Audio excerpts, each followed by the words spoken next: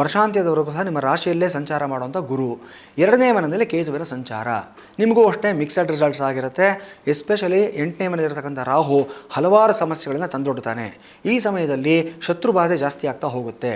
ನೀವು ಏನೇ ತಪ್ಪನ್ನು ಮಾಡದೇ ಇದ್ದರೂ ಸಹ ನೀವಾಯಿತು ನಿಮ್ಮ ಕೆಲಸ ಆಯಿತು ಅಂತ ಮಾಡ್ಕೊಂಡು ಹೋಗ್ತಾ ಇರ್ತೀರಾ. ಒಂದು ರೀತಿಯಲ್ಲಿ ವಿಷನರಿ ಮೆಂಟ್ಯಾಲಿಟಿ ಇರುತ್ತೆ ಕರ್ಕಾಟಕ ರಾಶಿನವರಿಗೆ. ತಾನೂ ಬೆಳೆದು 10 ಜನಗಳನ್ನು ಬೆಳೆಸಬೇಕು ಅನ್ನೋಂಥ ಒಂದು ಮೈಂಡ್ ಸೆಟ್ ಇರುತ್ತೆ ಅವರಿಗೆ.